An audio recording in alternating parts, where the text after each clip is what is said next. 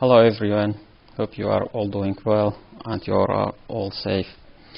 As part of this ongoing course, the final module will cover Excel. Excel is an application, comes with a Microsoft Office suite. For this lecture, I'm using Excel 2010. But it doesn't matter what version do you use, as long as it's 2007 and above. It works all the same. We'll only cover the basic concept of Excel and the task that you need in everyday life. We'll not go deep on Excel because going deep on Excel itself will require an entire course. And we have only few lecture for in this course for the Excel. Let's dive in. The first thing, you would open Excel file. So you'll go to Start All Program and the Excel. In here I have 2010. In your computer you may have different version, 2007, 13, 16, or even 19. When you open Excel file, you will have something similar to this page. So what would you have in Excel file? You would, in the application, you would have title bar, you would have ribbon, which is all these icons. You have formula bar, which is a blank space when you can write your formula, and we will cover that later on. You have quick access bar. Then we have ribbon tabs, which is File, Home, Insert. Name of active cell. The Excel file itself consists of a lot of cells, and then the active cell, which is the cell that are selected, we call it active cell. Active cell, the selected cell. Column, which is, we talk about the column in Excel file, and rows with all the rows in the Excel file. Then we have number of worksheet tabs, so you'd have tabs for those worksheet, and you have status bar at the end.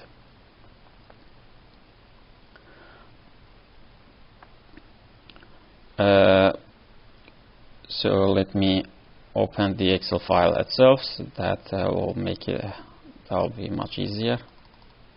This is the Excel file. This is the default shape of Excel file, except I zoomed in a little bit.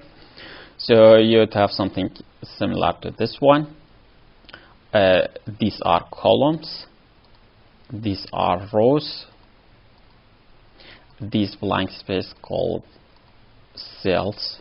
So from now on, we use these three terms: column, row, cell. And the active cell is the cell that we selected. In this case, we have this cell. And each cell in Excel and each column in Excel plus each row in Excel has name. For example, this column, what's the name of this column? It's A. The second column is B. This column is H.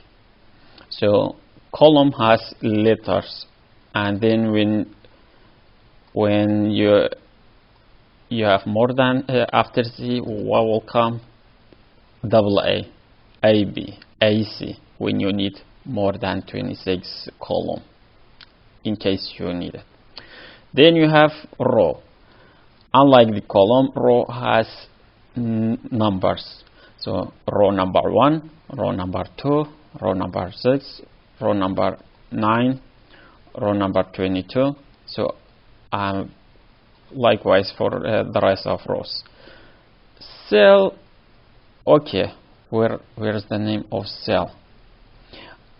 All cell has names. Names come combination with column plus row. So the column is B, the row is 3. So the cell name will be B3 in here. You have B3. Likewise, for this cell, the name of the cell will be column plus row. That will be A5. Same goes here. This will be C6. So that will be the name of this cell. D7, name of this cell. So each cell has a name.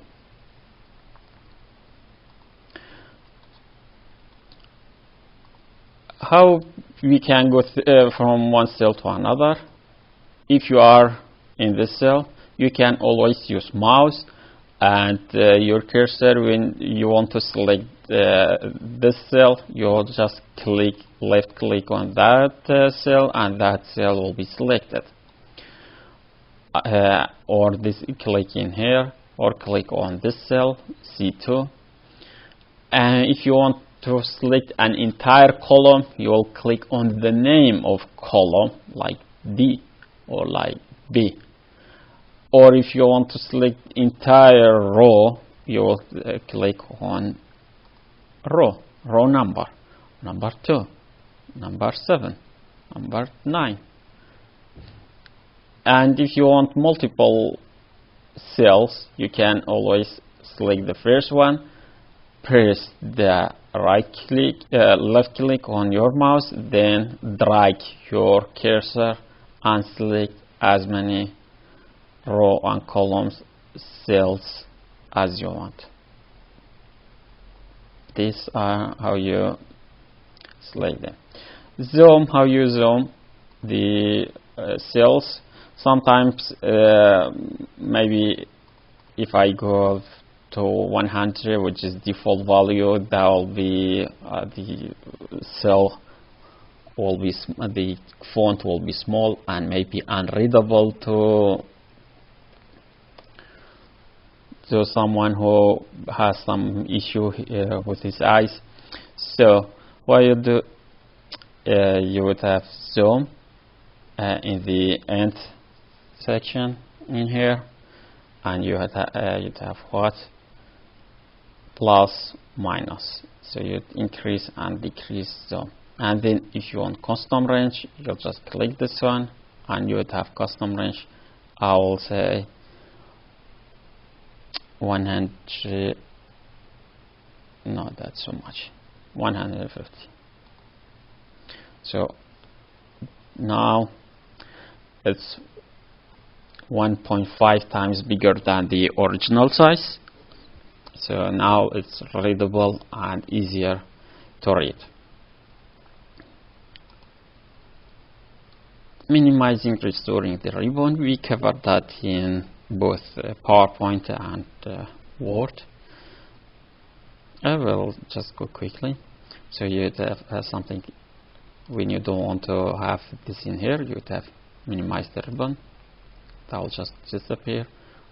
Or when you want it to come back, or double click, that will disappear and comes again. Reappear, disappear. Then default and preference options, we already covered that in details in Microsoft Word, which will go File, then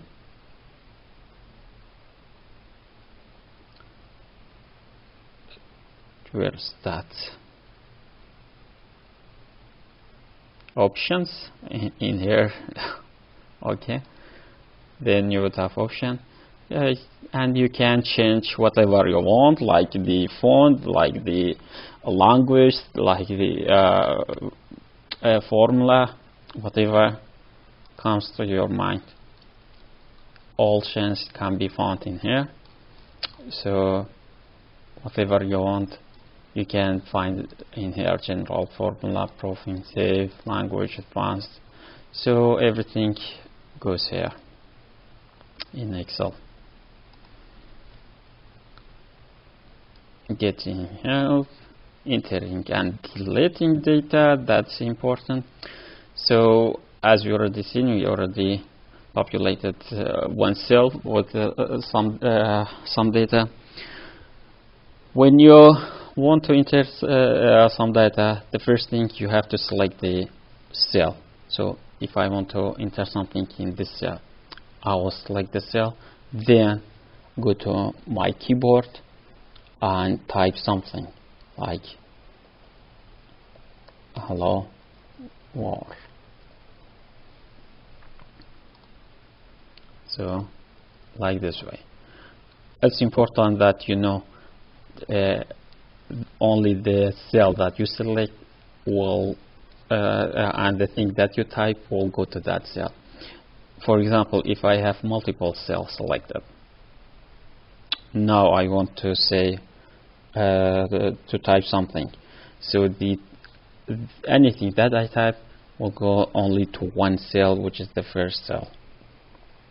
Let's say hello, and you see only one cell as populated with data, the rest are not.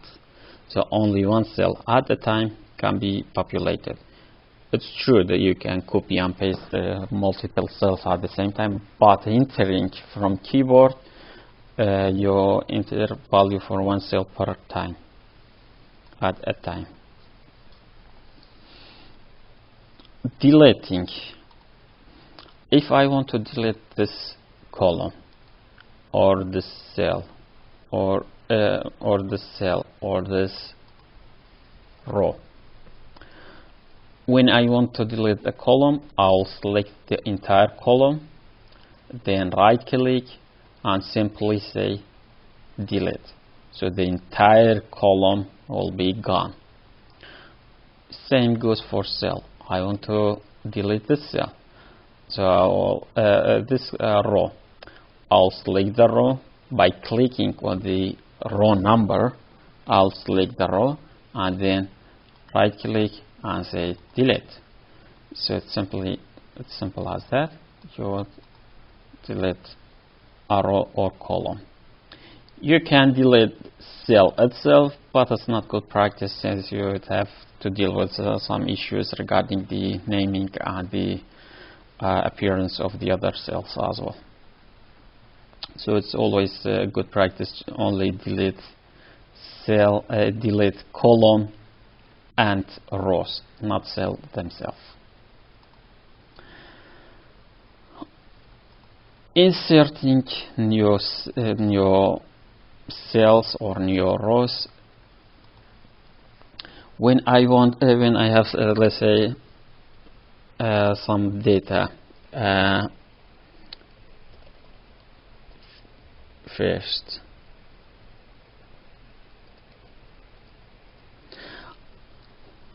I have this data, let's say, and I want to insert a column name before the first.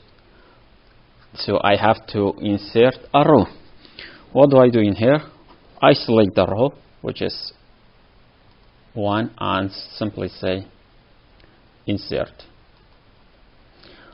It's always when you select the row and say insert, the new row always go above the selected row. So that this one will be the new row. That will be name. Same goes as for column. When I select a column and say insert, it always goes to the previous name will be added. So that will be in here, and the column be shifted to C.